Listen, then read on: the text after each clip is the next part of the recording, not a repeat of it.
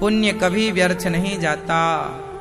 पुण्य या तो आपके पितरों को ट्रांसफर होता है जरूरत होने पर, और जरूरत नहीं होती तो वो आपके नाम पर संचित होता रहता है। जैसे आपके पितरों को अब जरूरत नहीं है तो वो सारा पुण्य आपके खाते पे ही रहेगा, फिर आपके खाते से आपके बच्चों के खाते पर ट्रांसफर होता रहेगा।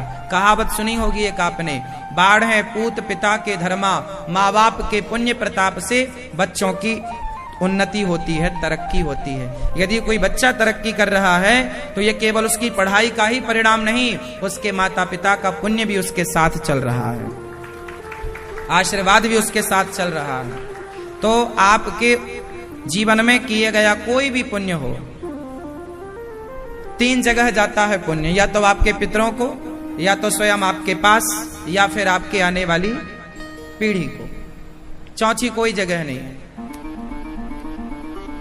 इसलिए जो पुण्य करेंगे वो आपका जैसे बीमा है LIC, आप जो करते हैं 20 साल तक आप जमा करते हैं, 20 साल बाद जब वो पॉलिसी पकती है तो आपको उसका बेनिफिट पूरा प्राप्त हो जाता है। उसी तरह जो आप पुण्य करते हैं, यह पुण्य धीरे धीरे धीरे धीरे वह आपको प्राप्त होना ही होना है।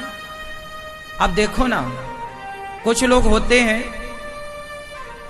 एक बच्चा पैदा हुआ एक ही तारीख को, माना कि 10 अप्रैल को 2 बच्चे पैदा हुए फॉर एग्जाम्पल।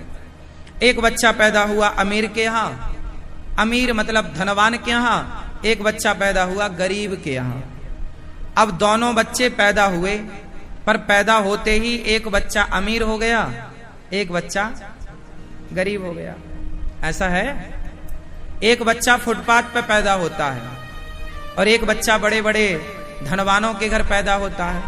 एक बच्चा पैदा होता है तो चांदी के झूले में उसे झूला झुलाया जाता है, सोने की चम्मच से उसे दूध पिलाया जाता है। और एक बच्चा पैदा होता है तो उसे लकड़ी का झूला नसीब नहीं होता, उसकी मैया साड़ी इस पेड़ से उस पेड़ में बांध देती है और साड़ी का झूला बना के झुलाती है।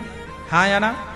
एक ही तारीख में 2 बच्चे पैदा हुए, पर एक बच्चा गरीब के यहाँ तो गरीब, अमीर के यहाँ तो अमीर। अब बताओ कि उस पैदा हुए बच्चे ने कौन सा पुण्य कर लिया कि सोने के चम्मच से दूध पी रहा है, और इसने कौन सा पाप कर लिया कि इसे झूला तक नसीब नहीं हुआ।